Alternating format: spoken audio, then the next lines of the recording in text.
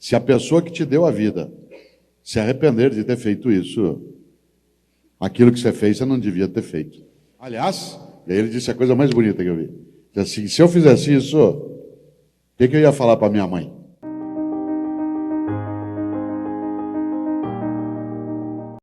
O sujeito está aqui na Afonso Pena, às vezes dentro de um banco, com um monte de arma em cima do gerente de um banco, tentando impedir que a polícia entre. Em volta está a polícia militar, a área civil, a pessoal de bomba, tudo. Ele nem se mexe. O que a polícia faz? Chama a mãe dele. Há um grande pensador britânico do século XIX, chamado Benjamin Disraeli. Ele, inclusive, foi primeiro-ministro da Rainha Vitória. E Disraeli tem uma frase que é pequena e decisiva. Ele dizia: a vida é muito curta para ser pequena. A vida é muito curta para ser pequena. Já basta que ela curta seja para que a gente consiga apequená-la. E o que é apequenar a vida é ter uma vida banal, fútil, superficial, inútil, envergonhada. Clóvis e eu, no diálogo, no livro do Ética e Vergonha na Cara, começamos a conversa comigo relatando uma história que eu queria recontar aqui, que mostra o que é vergonha e o que seria sem vergonha. Há na Espanha, e isso está logo no começo do livro, há na Espanha, todos os anos, no final do ano, uma maratona, que é chamada de Prova do Rei, Competição do Rei. E essa maratona, ela acontece no final do ano, como uma espécie de travessia do país. Um tipo de cross-country. E é interessante porque isso que eu vou dizer está na internet. E se você puder, procure.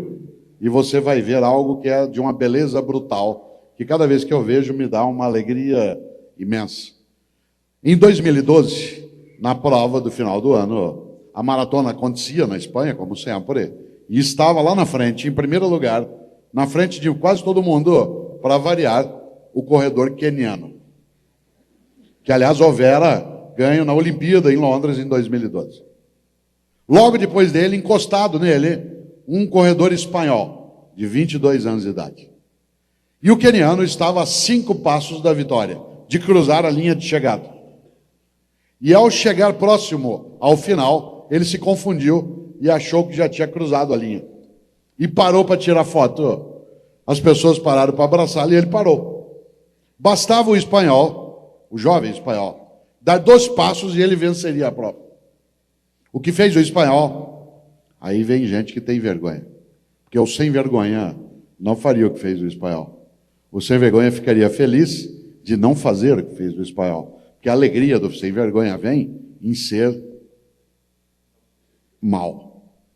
Isto é, de não fazer aquilo que seria recomendado fazer.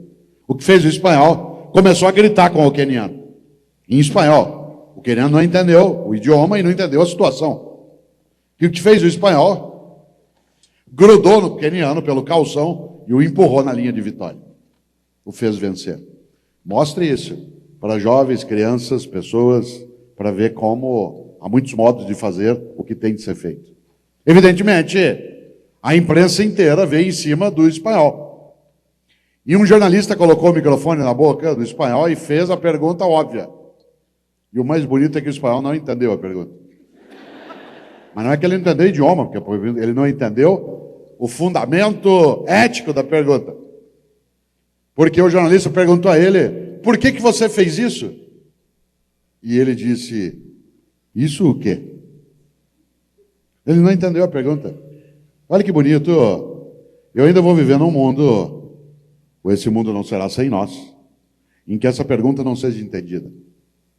Ele não entendeu a pergunta por uma razão. Porque ele não achou que houvera outra coisa a fazer, senão aquilo que ele houvera feito. Aí o jornalista insistiu. Falou, mas por que o senhor fez isso? Ele falou, isso o quê? Falou, o senhor deixou ele ganhar? Eu não deixei ele ganhar, ele ia ganhar. Falei, então, mas ele se distraiu. Falei, que mérito teria a minha vitória? Qual seria a honra que eu teria em vencer daquele modo? Se eu subisse no lugar número 1 no pódio, qual seria a importância?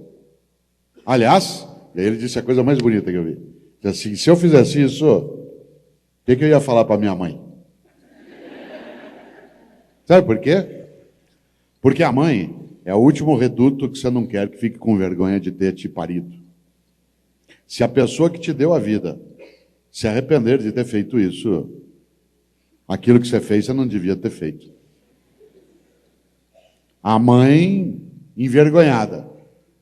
Minha mãe mora em São Paulo, como eu. Aliás, mora perto de nós, tem 85 anos. Eu estava ontem à noite em Araras, no interior de São Paulo. Ela me ligou às 10h30 da noite, a hora que eu estava voltando, e disse assim: filho, onde você está? Falei: estou em Araras, mãe. Falou: já jantou? Falei: já. Falou: já escovou o dente? Eu falei: claro. E é verdade. Porque eu ia ficar com muita vergonha dela se eu não tivesse escovado o dente depois de jantar. A mãe é o último reduto que você não quer envergonhar. Como eu costumo dizer, e a gente coloca isso no livro, até bandido da pior qualidade respeita a mãe. O sujeito está aqui na Afonso Pena, às vezes dentro de um banco, com um monte de arma em cima do gerente de um banco, tentando impedir que a polícia entre. Em volta está a polícia militar, a área civil, a pessoal de bomba, tudo. Ele nem se mexe. O que a polícia faz? Chama a mãe dele. E lá vem a dona Maria com aquela bolsinha, entra dentro do banco, olha para ele e fala assim: sai daí, menino! Ele faz isso. Por que eu estou dizendo isso? Porque Kant, grande pensador alemão, do porte de Spinoza e de Clóvis de Barros Filho, Immanuel Kant tem uma frase que é verdadeira. Kant dizia: tudo que não puder contar como fez, não faça. Olha que frase simples. Tudo que não puder contar como fez, não faça. Porque se há razões para não contar, essas são as razões para não fazer. É claro que Kant não está falando contra a privacidade, contra a intimidade. Ele está falando contra a falta de vergonha. Tudo que você não puder contar, porque você vai ficar envergonhado, isto é, vai perder potência de vida, vai ficar triste, não faça. O que é o sem vergonha? É aquele que faz exatamente aquilo que ele não pode contar. Porque se ele contar, talvez aquilo vá ser recusado. Nesta hora, vale demais a ideia de que a temática da vergonha, ela é acima de tudo, e aí eu concluo, ela é acima de tudo uma escolha. Por isso que o livro se chama Ética e Vergonha na Cara, que ética é escolha. E até para alimentar essa ideia, Afonso, de vez em quando nos perguntam, a mim e ao Clóvis, acho que você respondeu isso muitas vezes na vida: o que o senhor acha da ideia de que a ocasião faz o ladrão? E eu costumo dizer: não acredito, não é a ocasião que faz o ladrão. A ocasião apenas é uma oportunidade para que o ladrão se mostre. Porque a escolha de ser ladrão ou não é anterior à ocasião. É uma decisão que antecede a ocasião. Há muita gente que se depara com a ocasião e, porque decidiu não sê-lo, não o será, mesmo que a ocasião seja propícia. Por isso, a clássica ideia que mostra que ética é, acima de tudo, uma escolha. Uma escolha que, aliás, como o Clóvis sempre diz bem, só pode ser feita por nós, seres humanos, que somos livres. Não dá para falar sobre ética em relação a outros animais que não têm capacidade de liberdade como nós podemos ter.